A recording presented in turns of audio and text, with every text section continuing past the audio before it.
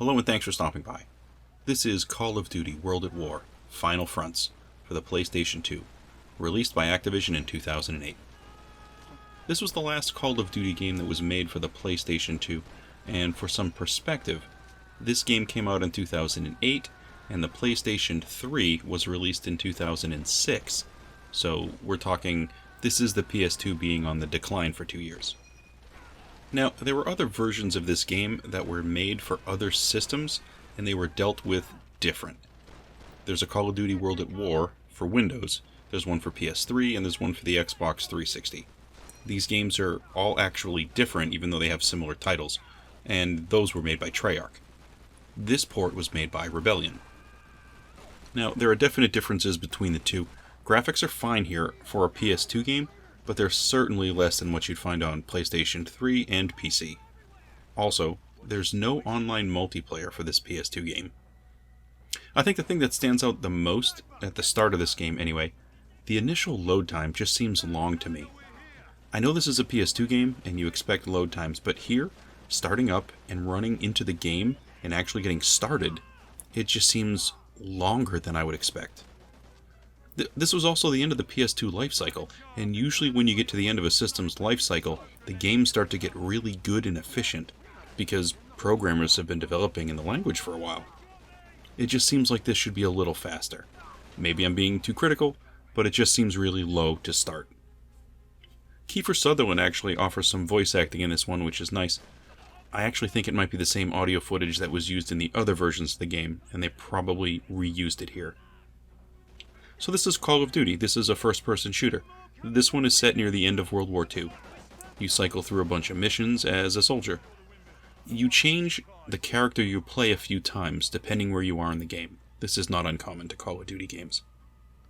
This game has cutscenes in between the stages, and it's filled with real footage from World War II. These are black and white segments, and I find them fascinating. I mean, yes, it's war, which is terrible, but there's a significant piece of world history here, so it's kind of amazing to see real footage. The first level here is a training run. You learn to shoot weapons, and you run through a small obstacle course. It's a really small course, but I was happy to see it, because I played almost all the other Call of Duty games, and all the games I really loved, and they had training areas like this. It's nice to see that included here. It's not particularly hard or long, but I guess it's one of those things I'd probably notice if it wasn't there. This training level also morphs into the first actual level of the game, which is you basically just fighting on a shoreline. I believe it's the Battle at Guadalcanal. It's not a hard first level by any means, and you get to use the most terrifying weapon ever created by man, a flamethrower. It's kind of crazy. Like I said, it's not a hard first level. I would actually go as far as to call this easy. Generally for these games, I'm going to play them on normal. This one, still, even though it's a first level, it seems super easy. You just pull the trigger and you kind of stumble around with a flamethrower. After this level, we start to get into what the gameplay is going to be more like through the rest of the game, and the difficulty is going to start to increase. By the third level, the difficulty is kind of where it'll be for the whole game. You'll get killed fast if you don't duck or get cover, but it's not particularly difficult overall, to be honest. Now, in a game like this, the up-close offense is usually something that's really important. Call of Duty, generally, has really satisfying up-close attacks. Usually it's a knife stab. Here, we don't get a knife stab, we just get a smack with your gun butt. I don't know, it just doesn't feel as satisfying as other games. In other games, when you trigger something like this, it just finishes off your enemy, it's over. But here, it just doesn't seem to be as powerful. I don't know, it's kind of weak. Also, it seems to take more bullets to kill people, and it just feels a little off in this regard. Now, the AI in this game is generally considered to be pretty terrible, and I can confirm that there are some problems here. Teammates are going to rush into your line of fire, or they're going to bump you out of cover by accident. Enemies are going to stand still sometimes while you shoot them, and they don't seem to drop quick enough. It doesn't happen all the time, but when you're talking about AI and when firefights are going on, these are kind of things you don't want to have to worry about in a game like this. Sometimes enemies get right up to you point blank and they start shooting at you and they don't kill you. It's just the damage is off sometimes. Now this game happens in phases. There are different battles and historical periods near the end of the war. I mean, I guess it's really around the same time. But they go through different battles in different parts of the globe. The first few are fights in the South Pacific, and then you move on to winter fighting in Germany, and I think the game really starts to pick up during the winter scenes. Like other Call of Duty games, they mix up the gameplay every now and again, and they'll have you do something different. In this one, you get to pilot a tank for a little while. I find these vehicle levels, they're fun enough, but they always kind of feel more interesting to me as opposed to suspenseful. I like playing through a level, running around with a gun and shooting stuff, like a first person, right? But here we're in a tank for a while. They're okay. I don't like to labor on these levels, though. I generally like them to be pretty quick, because they sort of take me out of the game. Luckily, they do tend to be relatively quick, and they tend to be relatively easy compared to some of the other levels, so I don't feel like this one burdens me with this type of a level. And it's neat to be in a tank for a little while, I guess.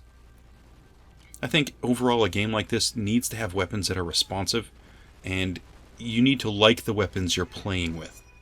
You can pick up different weapons that other people drop, but you can't do that to the same volume as other Call of Duty games. It just feels more limited.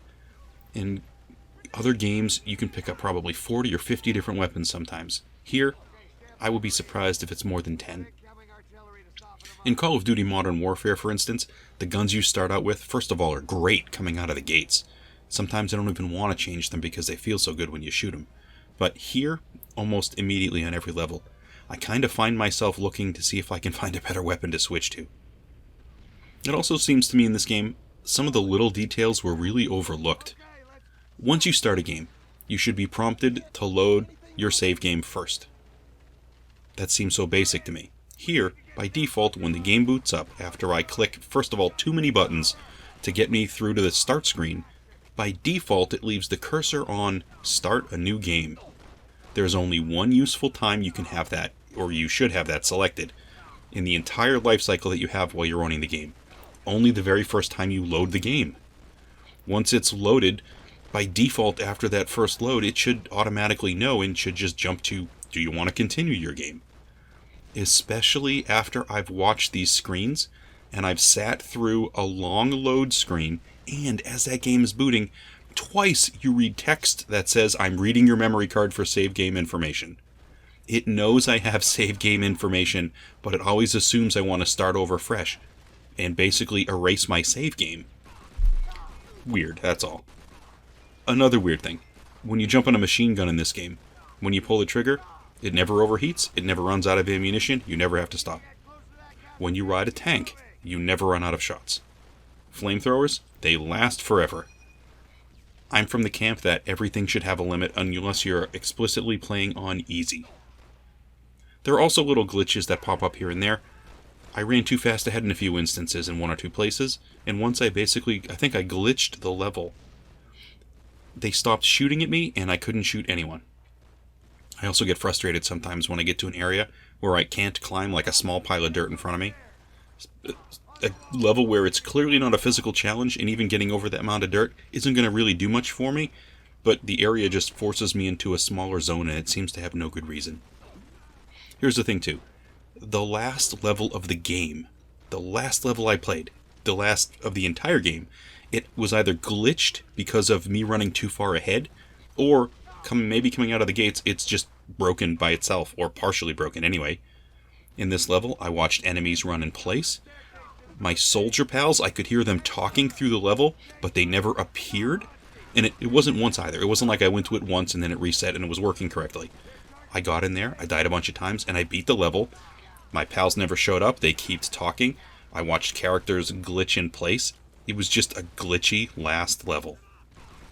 I mean, yeah, it's got glitches, and there are things that I would have changed here, but I guess I enjoyed the game enough. I mean, I ran around and shot some things, I got to play Call of Duty, but just compared to other Call of Duty games, it's just weaker than the others.